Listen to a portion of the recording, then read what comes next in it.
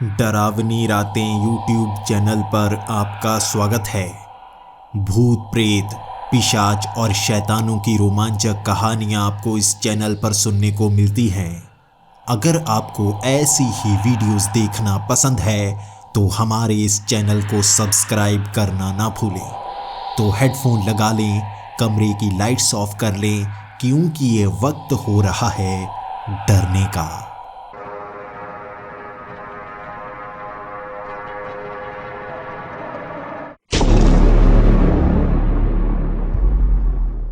Hello दोस्तों, मेरा नाम सूरज है और मैं इटली का रहने वाला हूँ। यहाँ पर मैं 10 साल पहले आया था। उस समय मैं स्टडी करने के लिए यहाँ आया था और काम मिलना बहुत ज़्यादा मुश्किल हो रहा था। लेकिन कहते हैं ना, समय के साथ आपको भगवान सब कुछ देता है। मेरे साथ भी कुछ ऐसा ही हुआ। धीरे धीरे मैं यहाँ पर पैसे कमाता गया और पीछे अपने परिवार वालों को भारत पैसे भेजता गया। मेरा भाई भी यहाँ पर आना चाहता था और 5 साल पहले वो भी यहाँ पर आया। शुरू में उसे बहुत ज़्यादा मुश्किल हो रही थी, लेकिन मैंने उसे समझाया शुरू में मुश्किल होती है, सब कुछ आसान नज़र नहीं आता, लेकिन धीरे धीरे जब हम काम करने लगते हैं हमें सब कुछ अच्छा लगने लगता है। वो भारत में अपने दोस्तों को बहुत ज़्यादा मिस कर रहा था, लेकिन जैसे ही 2 साल बीते उसने यहाँ पर ज़्यादा अच्छे दोस्त बना लिए। मेरा परिवार मिडिल क्लास फैमिली से था, लेकिन यहाँ आकर जैसे जैसे मैं पैसे कमाता गया मेरे परिवार के पास भी पैसे आते गए। मैंने यहाँ बहुत मुश्किलें देखी। कभी भी मैं दोस्तों के साथ समय नहीं बिताता था, बल्कि यहाँ रेस्टोरेंट में, पेट्रोल पंप पर एक्स्ट्रा टाइम लगाकर पैसे कमाने की कोशिश किया करता। मेरा भाई यहाँ पर जब से आया है उसने काफ़ी अय्याशी की, लेकिन सही शब्दों में कहूँ उसने अपने दोस्तों के साथ अच्छा समय बिताया। जब मैं यहाँ पर पहली बार आया था मेरे सर पर बहुत ज़्यादा जिम्मेदारियाँ थीं। हम कर्ज में डूबे हुए थे, इसीलिए यहाँ काम करना मेरी एक मजबूरी थी। मेरे भाई के साथ ऐसा नहीं था। जब वो यहाँ पर आया तो मैं यहाँ पूरी तरह से सेट था, उसे काम दिलवा सकता था। उसके सर पर कोई कर्ज नहीं था क्योंकि मैंने काफ़ी पैसे जोड़ रखे थे और शायद इसी का फ़ायदा उसने उठाया। यहाँ आकर वो अपने दोस्तों के साथ घूमना शुरू हो गया। यहाँ उसने जितने दोस्त बनाए वो उनके साथ घूमने के लिए जाता और उसने एक आदत बना ली थी नई नई जगह पर जाना। इटली लगभग वो पूरा घूमना चाहता था और यहाँ हर वीकेंड अपने दोस्तों के साथ घूमने के लिए निकल जाता, और इस बार भी उसने यही किया था। 5 साल बाद उसे कैसा शौक चढ़ गया मैं जान ही नहीं पाया। यहाँ पर बहुत सारे जंगल हैं और उन जंगल में लोग घूमने फिरने के लिए जाते हैं, पिकनिक करने के लिए जाते हैं। कई लोगों को एडवेंचर पसंद होता है, वो इसीलिए दोस्तों के साथ ऐसे जंगलों में जाना पसंद करते हैं। लेकिन मेरा भाई इस बार एक ऐसे जंगल में गया था जिसके इतिहास की जानकारी शायद उसे नहीं थी। इस जंगल को भूतिया जंगल कहा जाता था। मेरा भाई अपने 4 दोस्तों के साथ इसी जंगल में जा रहा था और मुझे तो पहले इसकी कोई जानकारी नहीं थी। लेकिन 3 दिन बाद उन दोस्तों का फ़ोन मुझे आया। जैसे ही उन्होंने सारी जानकारी मुझे बताई मेरे पैरों तले ज़मीन खिसक गई थी। मेरा भाई उनके साथ उस जंगल के अंदर जाना चाहता था, लेकिन उन दोस्तों को डर लग रहा था। वहाँ पर भूतिया कहानियाँ सुनाई जाती थी, लेकिन मेरा भाई भूतों पर बिल्कुल यकीन नहीं करता था। वो अकेला ही उस जंगल में चला गया और उसने कहा मैं रात बिताकर वापस आऊँगा, लेकिन वो वापस आया ही नहीं। 3 दिन बाद जाकर उन्होंने ये बात मुझे बताई थी। पुलिस वाले 2 दिनों तक उस जंगल में ढूंढते रहे थे। मैं डर गया था, घबरा गया था, कहीं मेरे भाई के साथ कोई बुरी घटना तो नहीं हो गई। मैं सीधा उस जगह पहुंच गया था जहां पर वो सारे दोस्त रुके हुए थे। वहां उनके उड़े हुए चेहरे देखकर मैं जान गया था उनसे गलती तो हुई है। मैं उन पर गुस्सा होने लगा। जहां भी जाते इकट्ठे जाते ना, उसे अकेले क्यों जाने दिया? और तुम्हें पता था ये भूतिया जंगल है, यहाँ उसे क्यों जाने दिया? ऐसे जंगलों में कई जानवर होते हैं जो इंसानों पर हमला कर देते हैं। उनके उड़े हुए चेहरे थे और उनकी ज़बान सिली जा चुकी थी। वो कोई शब्द बोलना नहीं चाहते थे। वो जानते थे ये उनकी गलती है। वहाँ पर पुलिस वाले भी थे। उस छोटे से कस्बे में हड़कंप सा मचा हुआ था, क्योंकि उस कस्बे वाले लोगों को पता था वो भूतिया जंगल है। वो रोका करते थे लोगों को वहाँ जाने से, लेकिन मेरे भाई ने जिद किया और वो अकेला निकल गया। उसके पास खाने पीने का बचने का सामान तो था, लेकिन वो वापस आया ही नहीं। गांव वालों ने कहा, यहाँ इस जंगल में जाने वाला कभी वापस नहीं आता। कहते हैं कि यहाँ भूतों का वास है, जानवर भी भूतियाँ हैं और वो किसी को जिंदा बाहर आने ही नहीं देते। मैंने पुलिस वालों से बात की, क्योंकि पुलिस वाले तो समझदार होंगे, लेकिन पुलिस वाले भी वो घटनाओं की जानकारियां देते गए। यहाँ कई लोग पिकनिक मनाने के लिए, जंगल में घूमने के लिए, एडवेंचर करने के लिए गए, लेकिन कोई बचकर बाहर नहीं आ पाया। इसके बाद जगह जगह बोर्ड लगा दिए गए कि ये जंगल भूतिया है। भूत प्रेत पर कोई भी ऑफिशियल गवर्नमेंट कभी भी यकीन नहीं करेगी और लोगों को भूतों से दूर रहने की सलाह देगी, लेकिन इकलौता जंगल था जहां पर सरकारी तौर पर बोर्ड लगाए गए थे, ये जंगल खतरनाक है, और नीचे भूतों के चेहरे बनाए गए थे। फिर भी मेरे भाई ने गलती की। 2 दिन तक वो जंगल के अंदर दिन के वक्त जाकर ढूंढते रहे, मेरा भाई नहीं मिला। उसके बाद उन्होंने कह दिया, तुम्हारा भाई अब गायब हो चुका है, उन्हीं लोगों की तरह जो इस जंगल में गए और कभी लौट कर नहीं आए। उसके बाद तलाश बंद कर दी जाती है। यहाँ फाइल ज़्यादा दिनों तक खोल कर नहीं रखी जाती। मैं घबराया हुआ था, मैं पुलिस के सामने गिड़गिड़ा रहा था, मेरे भाई को बचा लो। लेकिन पुलिस वाले भी मजबूर हो चुके थे। समय बदल गया था। अब मैं क्या करूं, मैं सोचता जा रहा था, और मेरे पास अब एक ही जवाब था इस सवाल का, मुझे खुद अपने भाई को ढूंढना होगा। मैं वो सारा सामान इकट्ठा कर रहा था जो जंगल में मैं इस्तेमाल कर सकता था।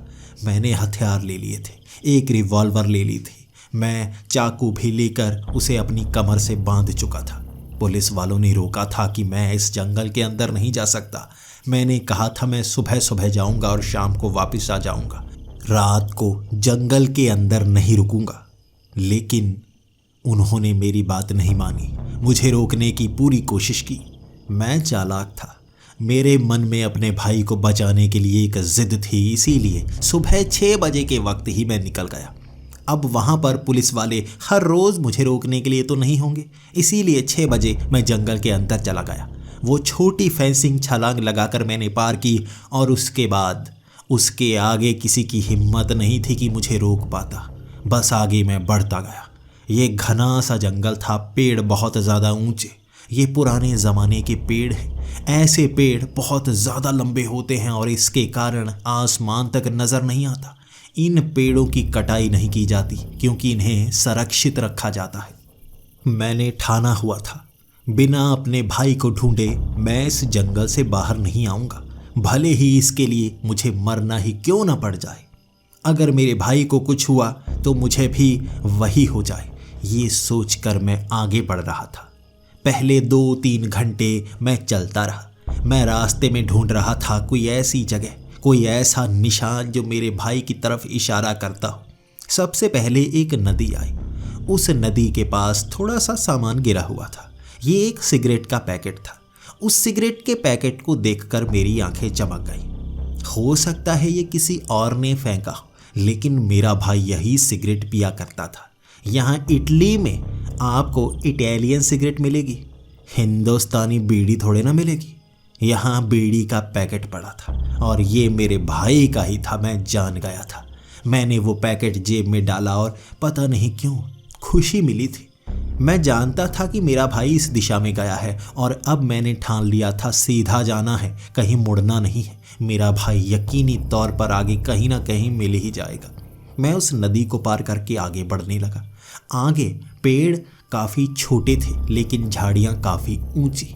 उन झाड़ियों को पार करना काफ़ी मुश्किल भरा था।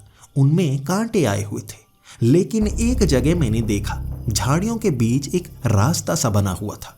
शायद मेरे भाई ने मोटी लकड़ी पकड़ी होगी, उस मोटी लकड़ी को आगे किया होगा। शायद पैर के सहारे उस लकड़ी को पकड़े हुए झाड़ियों को नीचे गिराया, इस कारण सीधा सीधा रास्ता सा बना हुआ था। मैंने भी मोटे जूते पहने थे। अब जूतों में वो कांटे घुसने वाले नहीं थे, इसलिए उन कांटों को पार करना ज़्यादा मुश्किल भरा नहीं रहा। मैं बस उस रास्ते पर चलता रहा क्योंकि ये मेरे भाई ने ही बनाया होगा। सीधे सीधे निकलता हुआ उन झाड़ियों से मैं आगे बढ़ चला। मैदान सा आ गया था। पेड़ तो लगे हुए थे लेकिन नीचे घास थी, और ऐसी छोटी घास जैसे उसकी कटाई की गई हो। यहाँ ओस की बूंदें भी उस घास के ऊपर ऐसे ही चमक रही थी जैसे छोटे छोटे बल्ब जमीन में लगाए गए हों। थोड़ा सा मैं आगे बढ़ा था, उस मैदान में पत्थरों पर लोग बैठे हुए थे। शायद यहाँ पिकनिक मनाने के लिए आए हुए थे। जमीन पर उन्होंने कपड़ा बिछाया हुआ था, खुद पत्थरों पर बैठे हुए थे। हर किसी ने सफेद रंग के कपड़े पहने हुए थे, जैसे किसी खास यूनिफॉर्म को वो पहने हुए थे। मैं सीधा भागता हुआ उनके पास गया। पहले एक बूढ़ा आदमी बैठा था। मैंने सीधे सवाल उससे ही किए, आप यहाँ, इसे तो भूतिया जंगल कहा जाता है ना, आप यहाँ पिकनिक मनाने के लिए आए हुए हैं? उसका मुस्कुराता हुआ चेहरा और उसने मेरे हर सवाल का जवाब दिया। हाँ, हम पिकनिक मनाने के लिए आए हैं। यहाँ आकर काफ़ी अच्छा महसूस होता है। भीड़ भाड़ से दूर निकलकर अच्छा लगता है और ऐसी जगह जहाँ जाने से सब डरते हों, आपको शांति का एहसास मिल जाता है। मैंने कहा, शांति का एहसास तो ठीक है, लेकिन यहाँ पर भी 30 से 40 लोग होंगे और हर कोई बात कर रहा है। पूरी तरह से शांति तो यहाँ पर भी नहीं है। इसके बाद उसने सब लोगों की तरफ देखा और फिर से नज़रें मेरी तरफ कर ली और कहा, बात में तुम्हारे भी दम है। तुम यहाँ क्या कर रहे हो? और तुमने तो कोई सफ़ेद कपड़े पहने ही नहीं। मैं अपने कपड़ों की तरफ देखने लगा। मैंने ग्रीन कलर के कपड़े पहने थे, जैसे फौजियों ने पहने हुए होते हैं। मैंने उसकी तरफ देखते हुए कहा, कपड़ों की छोड़िए, आपने किसी लड़के को देखा जो यहाँ आगे की तरफ गया हो? उसने भी आपकी तरह सफ़ेद कपड़े नहीं पहने होंगे, शायद और कपड़े पहने होंगे। कौन से कपड़े थे? हाँ, लाल रंग की टी शर्ट पहने लड़का देखा आपने कोई? इसके बाद 2-3 आदमी पास में बैठे जो आग पर कुछ पका रहे थे, मेरी तरफ हर कोई देखने लगा था। उसने कहा, वो लाल कपड़े वाला, वो उधर सीधा गया है। वो हमें देखकर काफ़ी ज़्यादा घबरा गया था। मैंने कहा, घबरा गया था? आपको देखकर क्यों घबरा गया था? तो उन्होंने कहा, तुम दिन के वक्त आए हो ना, इसीलिए नहीं घबरा रहे। रात के वक्त आए होते तो बहुत ज़्यादा घबरा जाते। लेकिन हम कोई नुकसान नहीं करते, बस थोड़ा सा लोगों को डर लगता है और हमसे दूर भागने लगते हैं। ये बात सुनकर मैंने भी सोचा, हाँ, पहने हुए तो उन्होंने सफ़ेद रंग के कपड़े हैं। अगर दूर से अंधेरे में मैं आता, इन्हें देखकर ऐसा ही तो लगता जैसे भूत बैठे हुए हैं। मुस्कुराते हुए मैंने उनसे विदा ली और कहा, आपका बहुत बहुत धन्यवाद, आपने मुझे सही रास्ता दिखाया। और उन्होंने भी अलविदा कहा। उसके बाद मैं आगे की तरफ बढ़ चला। अब मुझे डर कम लग रहा था। ये जंगल खाली थोड़े ना है, यहाँ पर और भी लोग आते हैं और ये लोग भी यहाँ पर पिकनिक मनाने के लिए आए हुए थे।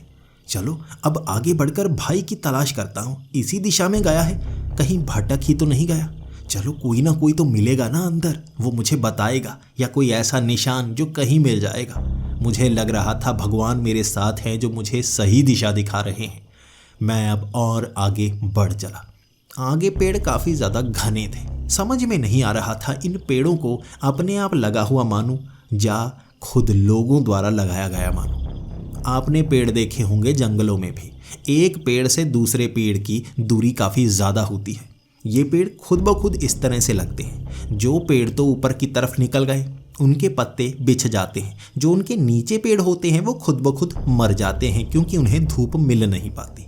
इसी तरह यहाँ पर भी दूर दूर पेड़ होने चाहिए, लेकिन मेरा यकीन कीजिए, हर 2-2 इंच पर पेड़ लगा हुआ था। उनके बीच से निकला तक नहीं जा सकता था। सामने पेड़ों से जैसे एक रास्ता बना हुआ था और कोई तरीका नहीं था आगे बढ़ने का। उस रास्ते पर ही चलना था। हो सकता है इस रास्ते पर कोई जाल बिछा हुआ हो और सामने से कोई जानवर आ गया। मैं इधर उधर नहीं भाग सकता, वापस पीछे की तरफ भागना पड़ेगा। अब मैंने रिवॉल्वर हाथ में ले ली थी। वक्त दोपहर के 3 बजे का हो गया था। आधा दिन आगे पढ़ते पढ़ते बिता दिया था मैंने। मैं इस रास्ते से आगे बढ़ता जा रहा था, लेकिन जैसे जैसे मैं आगे बढ़ता गया, सामने मुझे साफ साफ रास्ता दिखता गया। साइड से निकला जा नहीं सकता था। काफ़ी लंबा रास्ता था। मैं सोचने पर मजबूर हो गया, सच में अगर सामने से कुछ आया, बहुत लंबा भागना पड़ेगा पीछे। अब मैं काफ़ी आगे निकल आया था और पेड़ों पर पत्ते मौजूद नहीं थे। ऐसा लग रहा था सूखे पेड़ ज़मीन में गाड़े गए हों। जैसे जैसे और आगे बढ़ा, इन पेड़ों पर जैसे प्लास्टिक के पत्ते लगाए गए थे जो चमक रहे थे। उनके अंदर से रोशनी निकल रही थी। मैं उस रास्ते से काफ़ी आगे निकला और तब जाकर खुला जंगल आया। तब मुझे सांस में सांस आई थी, कहाँ से बचकर निकला हूँ। अगर यहाँ पर सच में कोई फंसा तो समझो गया। मैं उस जंगल के कोने में था और सामने फटा हुआ एक कपड़ा दिखा। शायद किसी ने शरीर पर पहना हुआ कपड़ा यहाँ फंसाया होगा। मैं उस कपड़े के पास गया। ये लाल रंग का कपड़ा था। ये टी शर्ट का कपड़ा था और नई टी शर्ट ही थी। मैंने यही टी शर्ट अपने भाई को गिफ्ट की थी, जो पहनकर वो इस जंगल के अंदर गया था। ये उसका कपड़ा था। ये देखकर मेरी आंखें चमकी। मैं खुश हो गया। मैं सही दिशा में जा रहा हूँ। मेरा भाई भी इस रास्ते के बीच से निकला होगा। जैसे ही मैं आगे पहुँचा, मुझे साफ साफ रास्ता दिखने लगा था। यहाँ घास के ऊपर पैरों के निशान बने हुए थे। शायद बहुत सारे लोग यहीं से आगे बढ़ते होंगे। अब वक्त शाम के 5 बजे का हो गया था। मैं बहुत आगे निकल आया था। मेरा मन मुझे कह रहा था, वापिस चला जा, अंधेरा होने वाला है। इसे भूतिया जंगल कहा जाता है। लेकिन मैं ये ठाने हुए था, भाई को लिए बिना जाने वाला नहीं। उस जंगल में थोड़ा सा आगे बढ़ा। सामने मुझे 3-4 झोंपड़े नजर आए। ये बसा हुआ गांव लग रहा था, क्योंकि झोंपड़े के अंदर से धुआं निकल रहा था। कोई खाना बना रहा होगा। मैं भागा उस तरफ। मेरा भाई यहाँ तो नहीं, कहीं उसे चोट तो नहीं लगी, और गांव वालों ने मेरे भाई को यहाँ तो नहीं रखा हुआ। मैं पहले घर का दरवाज़ा खोलकर अंदर गया। उस घर के अंदर कोई नहीं था। सामने लकड़ियाँ जल रही थी। यहाँ इटालियन चूल्हा बना हुआ था और उस पर एक बर्तन रखा था जिसमें कुछ नहीं था। लकड़ियाँ जलकर धुआं बन रही थी, लेकिन पक कुछ नहीं रहा था। घर के अंदर कोई नहीं। आवाज़ लगाई थी मैंने। सामान वहीं का वहीं था, लेकिन कोई इंसान मौजूद नहीं। अब मैं दूसरे घर में गया। दूसरे घर में भी कोई मौजूद नहीं। मैं तीसरे घर में गया। वहाँ भी कोई नहीं, लेकिन धुआं हर घर से निकल रहा। वो बर्तन हर किसी ने आग के ऊपर रखे हुए थे, लेकिन मौजूद कोई नहीं था। उसके बाद मैं घरों से बाहर आ गया। सामने और भी घर दिख रहे थे। मैं भागकर उस तरफ गया। एक एक करके मैंने वो घर भी खंगाल मारे, लेकिन दिखा मुझे कोई नहीं। बहुत ज़्यादा गुस्से में आ गया था। एक घर में बर्तन देखकर मैं चीख पड़ा था, कैसे लोग हैं बेवकूफ़, आग पर खाली बर्तन रखा हुआ है और चले कहाँ गए हैं। मैं जल्दी से मिलना चाहता हूँ। मैं उनसे जल्दी से मिलना चाहता हूँ। मुझे भाई को ढूंढना है। लेकिन तभी मेरे कान में आवाज़ आई, पागल किसको कह रहे हो। ये आवाज़ सुनकर एक पल के लिए मैं चौंक भी गया था। थोड़ी खुशी भी हुई थी, चलो कोई तो बोला। लेकिन जब मैं इधर उधर देखने लगा, नज़र मुझे कोई नहीं आया। भाग कर मैं बाहर गया। कहीं घर के बाहर से किसी ने आवाज़ तो नहीं लगाई। घर के बाहर से कोई नहीं बोला था। बाहर खड़ा होकर मैं कहने लगा, कौन बोला, कौन बोला, कहाँ पर है। आवाज़ घर के अंदर से आई, यहीं तो हूँ, घर के अंदर। जिस घर से मैं बाहर निकला था, ये आवाज़ वहाँ से आई थी। मैं भागकर घर के अंदर चला गया। फिर से इधर उधर झांकने लगा। एक एक करके वो 2-3 कमरों में गया, लेकिन मुझे नज़र कोई नहीं आया। सर को खुजाते खुजाते फिर से मैं बुड़बुड़ाने लगा था, कोई नहीं है, मेरे कान तो नहीं बज रहे। सामने से जवाब आया, तुम पागल नज़र आते हो, बोल तो रहा हूँ मैं यहाँ पर मौजूद हूँ। ये आवाज़ मेरे कान के बहुत करीब से आई थी। जिस दिशा में मैं देख रहा था, मेरे पीठ के पीछे से कोई बोला था और भौचक्का सा होकर मैंने पीछे देखना चाहा। नज़र कोई नहीं आया। मैं अब डर गया था और थर थर काँप रहा था। तभी मैं ये सोचने पर भी मजबूर हो गया, भूत या जंगल, कहीं ये भूत ही तो नहीं। मेरी टांगें हिलने लगी थी। मेरा दिमाग बहुत तेज चलने लगा था। भाई को खोने का गम भी था और डर के मारे बुरा हाल हो चला था।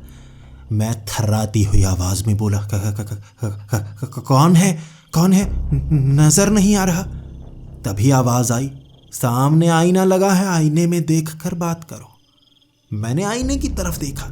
जैसे ही मैं आईने की तरफ देखने लगा, मुझे अपना प्रतिबिंब नजर आया, क्योंकि मैं आईने के सामने खड़ा था। पीठ पीछे खड़ा एक आदमी दिखा मुझे।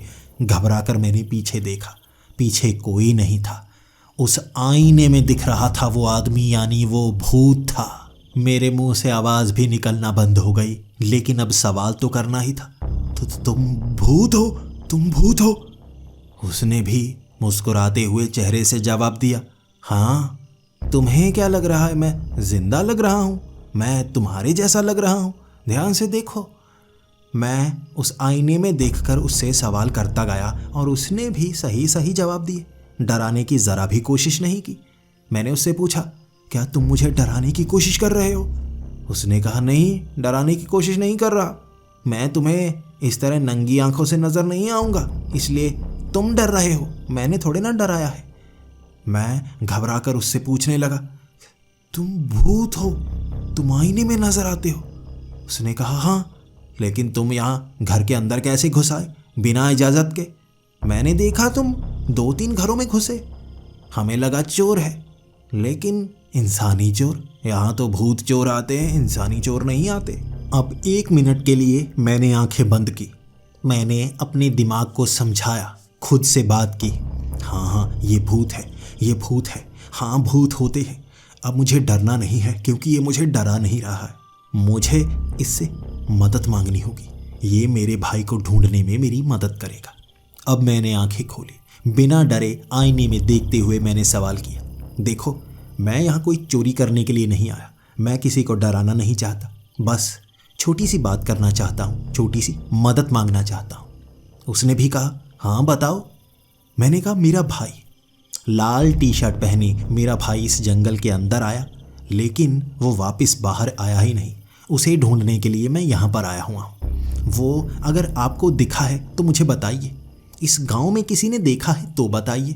उसने मुझे बाहर की तरफ जाने का इशारा किया। मैं बाहर निकला और एक घर से आवाज़ आई, तुम यहाँ आ सकते हो। मैं उस दिशा में भागा। जैसे ही मैं घर के अंदर गया, 2-3 आईने लगे हुए थे। उस घर में लगभग 8 से 10 भूत थे। वो आपस में बात कर रहे थे। मैं आईने में देख रहा था, लेकिन जब मैं चल रहा था मुझे वो नज़र ही नहीं आए, मुझे महसूस ही नहीं हुए। मैं अब एक बूढ़े आदमी से बात कर रहा था। मैंने पूछा, मेरा भाई आपने देखा? उसने लड़खड़ाती सी आवाज़ में कहा, हाँ देखा, उस दिशा में गया है। बहुत ज़्यादा डरा हुआ था। समय भी उसने काफ़ी ज़्यादा कर दिया था, उसे जाना नहीं चाहिए था, लेकिन वो गया। मैंने कहा, किस दिशा में? वो उस दिशा में, पश्चिम दिशा में।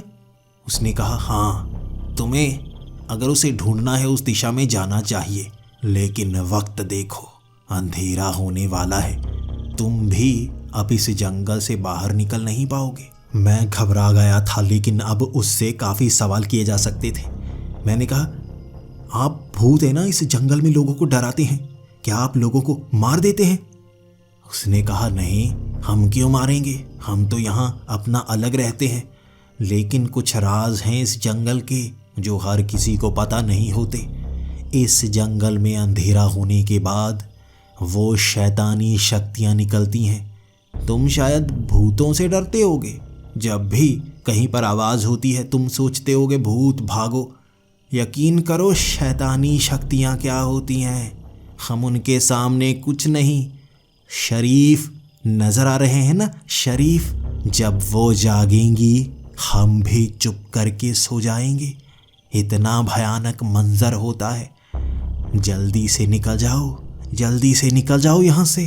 वो अब मुझे डराने लगे थे और मैं जान गया था, अगर उनसे ज़्यादा बात की तो वो मुझे इतना डरा देंगे कि मैं उनकी बात मानने लगूंगा और भाई को नहीं ढूंढूंगा। उससे विदा लेकर मैं गांव से आगे बढ़ चला। उसने जो दिशा बताई थी मैं उसी तरफ जा रहा था। मुझे ज़मीन पर जूतों के निशान नज़र आए। ध्यान से मैंने ये जूते देखे। ये जूतों के निशान मेरे भाई के ही थे, यानी वो इसी दिशा में गया है। और मैं और ज़्यादा खुश। शायद ये मिट्टी पहले गीली थी, जब मेरे भाई ने यहाँ पर पैर रखे होंगे तो जूतों के निशान छप गए। उसके बाद वैसे ही निशान बन गए जब मिट्टी सूख गई। मैं वो नंबर भी जो ऊपर लिखा हुआ था साफ साफ देख पा रहा था। ये मेरे भाई के जूतों के तलवों के निशान थे। मैं खुशी खुशी उस दिशा में बढ़ चला और अब धीरे धीरे अंधेरा गिरने लगा था। क्या वो भूत सच बोल रहे थे? शैतानी शक्तियाँ या वो भूत जैसे होते हैं वैसे बनने की कोशिश कर रहे थे, मुझे डराने की कोशिश कर रहे थे। मैंने वो टॉर्च ऑन की और मैं आगे की तरफ बढ़ने लगा।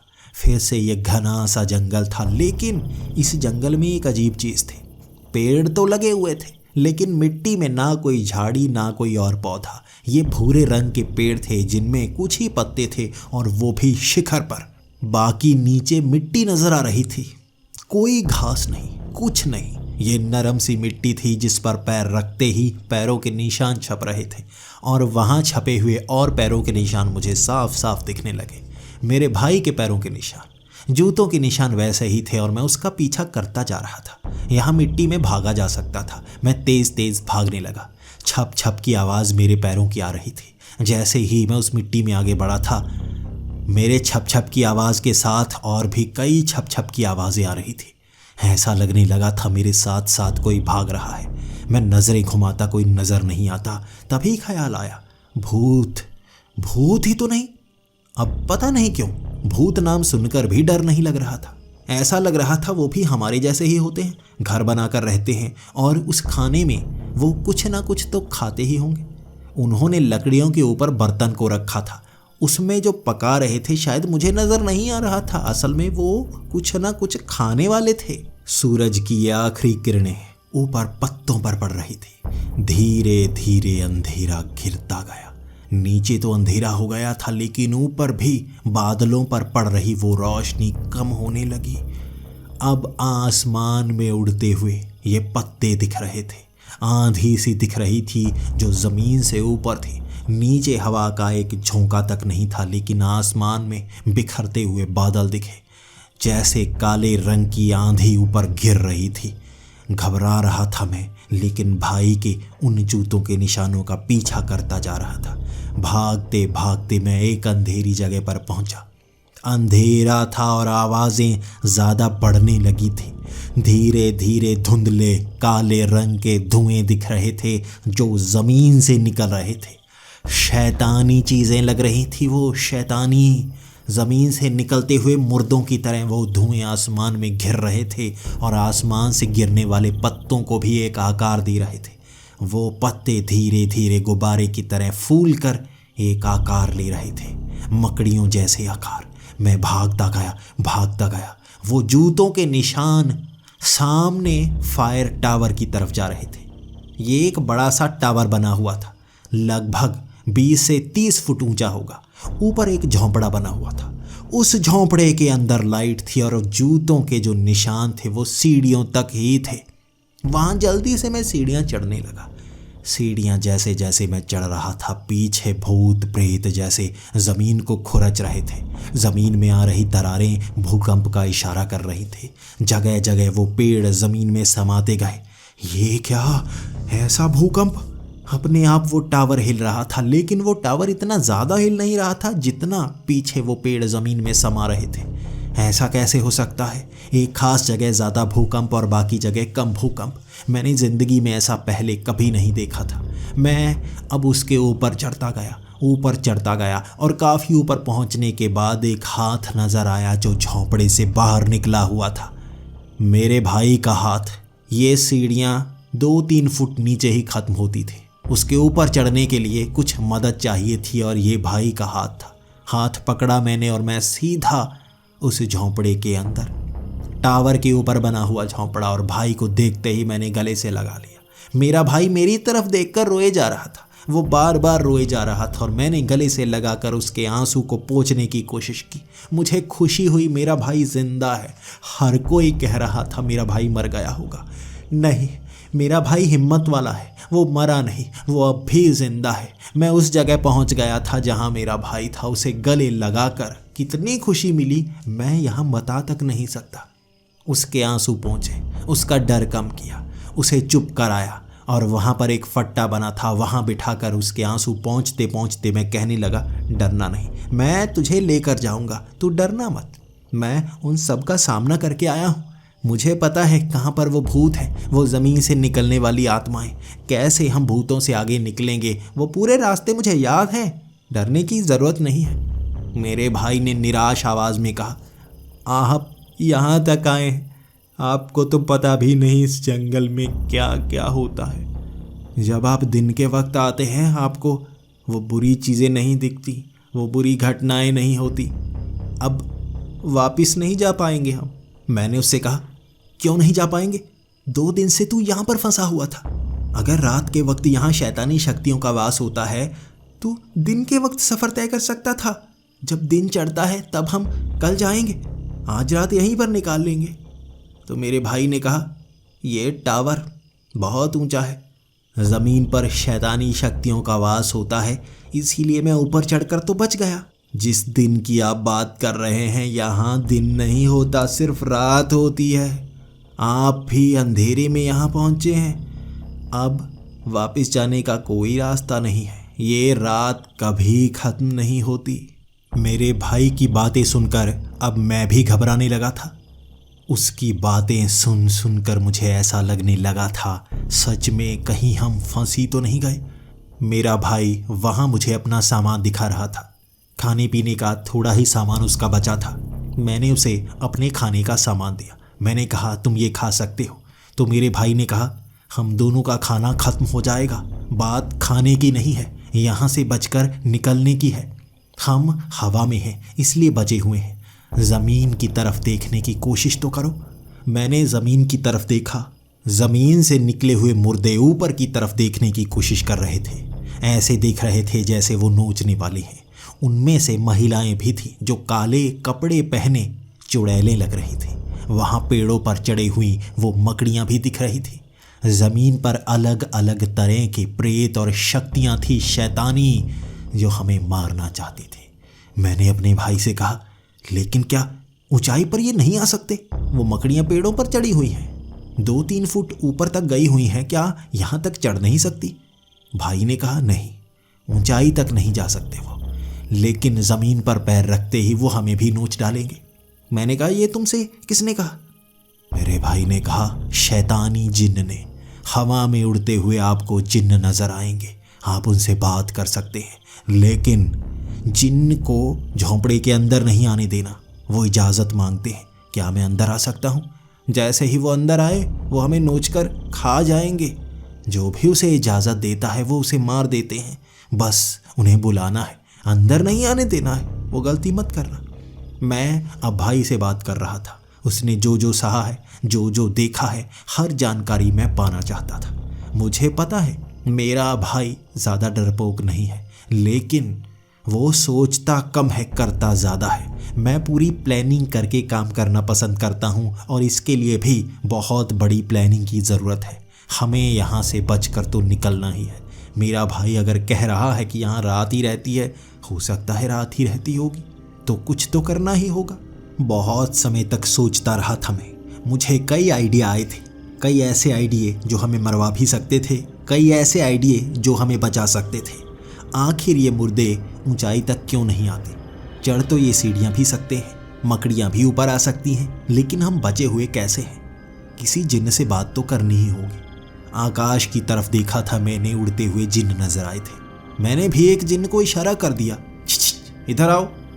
जैसे ही मैंने ये कहा, एक जिन्न जल्दी से बाकी जिन्नों को जैसे पछाड़ता हुआ आ गया। बाकी जिन्न उसे रोकने की कोशिश कर रहे थे, जैसे उसे कोई मौका मिला हो। इसके बाद जैसे ही वो झोंपड़ी के पास आया, मैंने उससे सवाल करने शुरू कर दिए। ये जगह क्या यहाँ पर दिन नहीं होता? उसने कहा नहीं, यहाँ हमेशा रात रहती है, क्योंकि शैतानी शक्तियों का घर है ये। मैंने कहा मैं जंगल में था, यहाँ शैतानी जगह पर कैसे पहुँच गया जहाँ रात होती ही नहीं? उसने कहा जैसे ही अंधेरा हुआ ये दरवाजे खुल जाते हैं। तुम दरवाज़ों को कब पार कर गए तुम्हें पता ही नहीं चला। जैसे ही तुम्हें ये झोंपड़ा दिखा तुम इस पर चढ़ गए।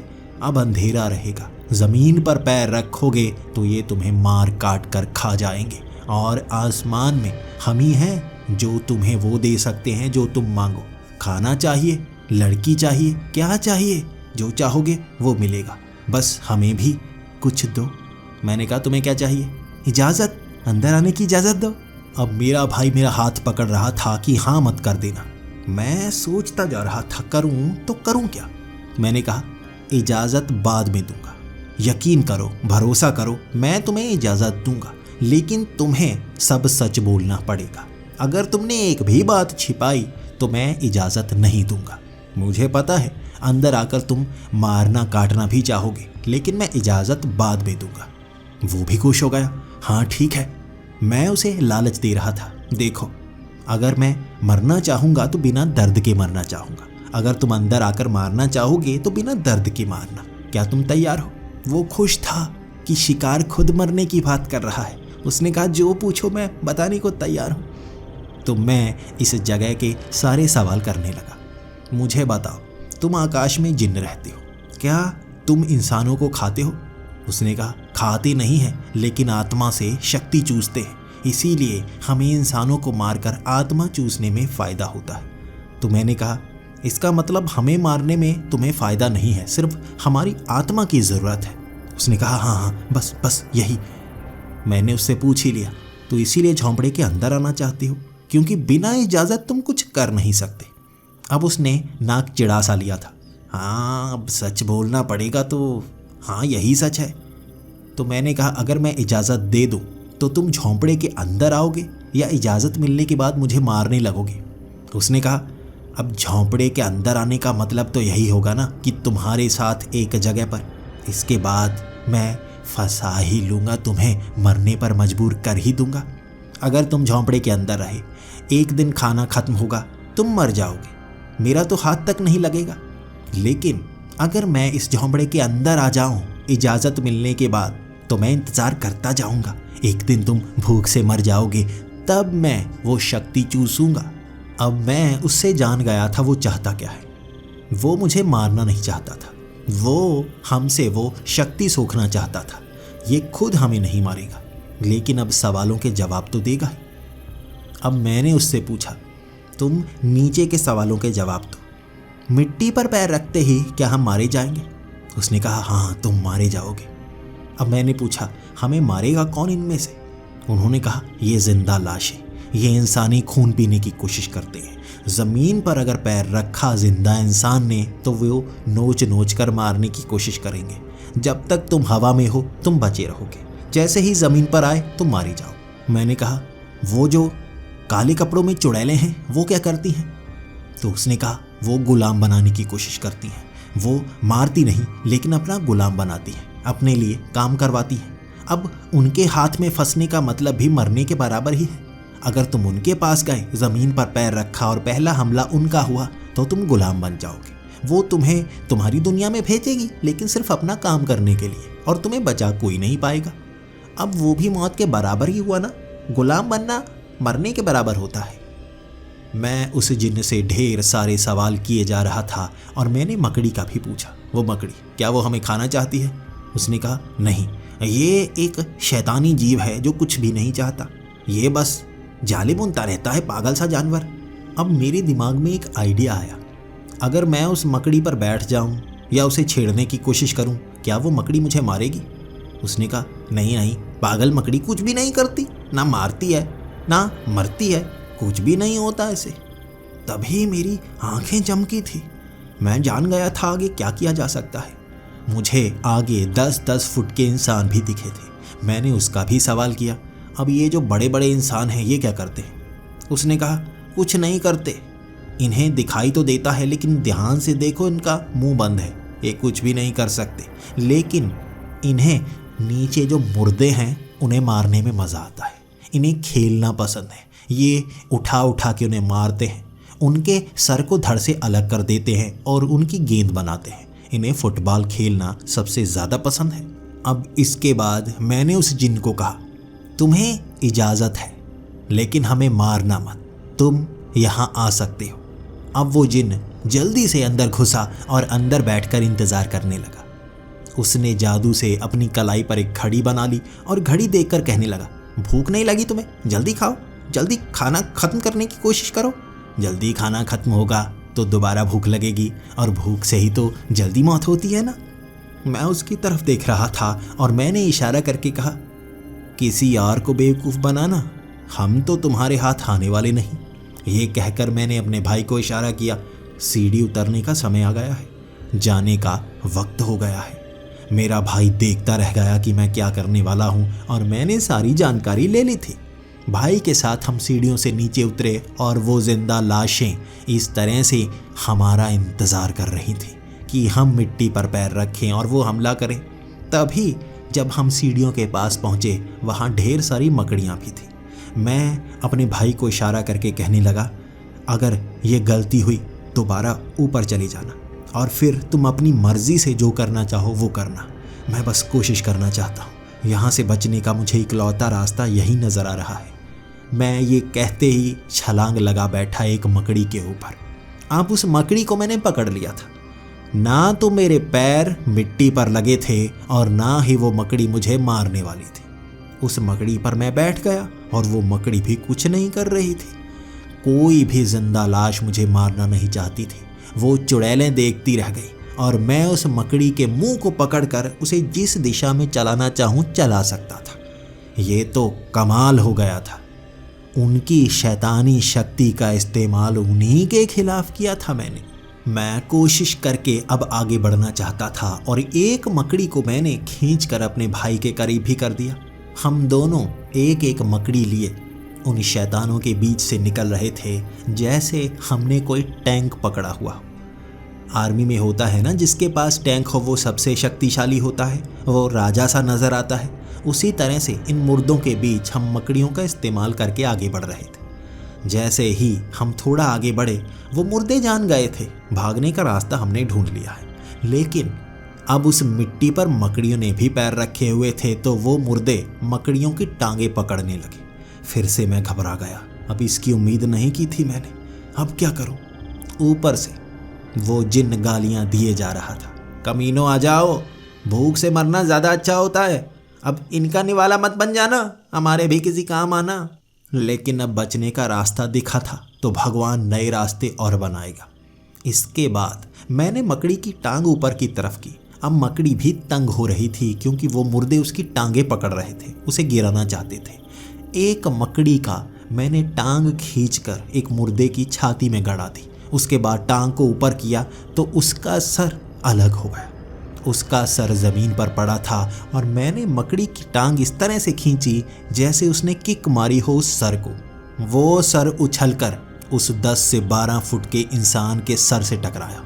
वो गुस्सा हो गया, लेकिन उसके बाद उसने भी वो सर उठाकर इधर फेंका। मकड़ी को मैं इशारा किए जा रहा था और वो भी किक मारती।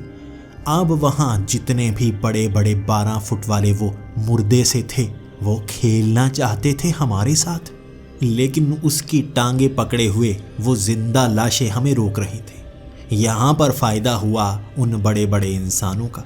उन्होंने मुर्दों को घसीट घसीट कर फेंकना शुरू कर दिया। अब ये डर मैं उन मुर्दों में देख रहा था जो भाग रहे थे। वो 12 फुटी इंसान कैसे उनके सर को धड़ से अलग कर रहे थे पता ही नहीं चल रहा था। गेंदें ही गेंदें बिछा दी थी, सरनुमा गेंदें। इसके बाद वहाँ सपाट सा मैदान बना दिया गया। हम मकड़ियों पर बैठे फुटबॉल की किकें लगा रहे थे और वो फुटबॉल सर का बना हुआ था। उन्हें खेलना पसंद था और हमें बचना। इसी तरह किक मारते मारते हम हर बार सर को ज़्यादा दूर फेंक देते और वो बड़े बड़े इंसान उस सर को उठाते, हम थोड़ा और आगे हो जाते। इस तरह से खींचते खींचते हम काफ़ी बाहर तक आ गए थे। इसके बाद हमने देखा यहाँ तारे नज़र आ रहे थे। हम रात में थे और सही समय पर पहुँच गए थे, यानी अब काली शक्तियों से दूर निकल आए थे। इन मकड़ियों की हद यहीं तक थी। वो मकड़ियाँ एक हद को पार नहीं करना चाहती थी। वहाँ उन मकड़ियों को छोड़ हम आगे निकल आए। वो मकड़ियाँ भी देख रही थी जैसे हम उनके मालिक हों, और वो बड़े बड़े कद वाले आदमी खेलना चाहते थे हमारे साथ। हमें जिंदा बाहर जाना था, हम उनके साथ खेल नहीं सकते थे। वहाँ वो लंबा रास्ता जो पेड़ों से बना हुआ था वो बंद हो चुका था। झाड़ियों से निकलते निकलते बहुत सफ़र किया। धीरे धीरे सुबह के वक्त रोशनी दिखना शुरू हो गई और हम उस गांव तक थे, भूतों का गांव। मेरा भाई डरा हुआ था, यहाँ भूतों की आवाज़ें आती हैं, लेकिन मैंने बताया इन्होंने ही तो मदद की तुम्हें ढूंढने में। वहाँ उनसे भी विदा ली। भूतों की मदद के बिना मैं अपने भाई को ढूंढ नहीं सकता था। कौन करेगा मेरी बात पर यकीन? अपने भाई को लेकर उस जंगल से बाहर आया था मैं, और वहाँ हर कोई हैरान परेशान था। सवालों की बौछार हुई थी हम पर, आखिर उस जंगल में है क्या? मैंने भी कहा भूत, तरह तरह के भूत, कुछ अच्छे कुछ बुरे, शैतानी शक्तियाँ जिनसे बचना सबसे ज़्यादा ज़रूरी है, लेकिन वही शैतानी शक्तियाँ आपकी मदद भी करती हैं। अपने भाई को एक बड़ी मुसीबत से बचा लिया था और शायद इस कहानी का अंत भी अच्छा हो गया था। मुझे उम्मीद नहीं थी मैं अपने भाई को बचा पाऊंगा, ऐसी शक्तियों का सामना कर पाऊंगा। जैसे जैसे समय बीतता चला जाता है, जगह बदलती चली जाती है, ऐसी घटना भी बस कहानी का रूप ले लेती है। अब जब भी मैं इस कहानी को किसी को सुनाता हूँ, वो बड़े मज़े से सुनता है, और जब कहानी ख़त्म होती है तो यही कहता है, कहानी बहुत डरावनी थी, लेकिन ऐसा सच थोड़े ना होता है। यकीनन आप भी इस समय यही कह रहे होंगे, कहानी बहुत डरावनी थी, ये सच थोड़े ना हो सकती है।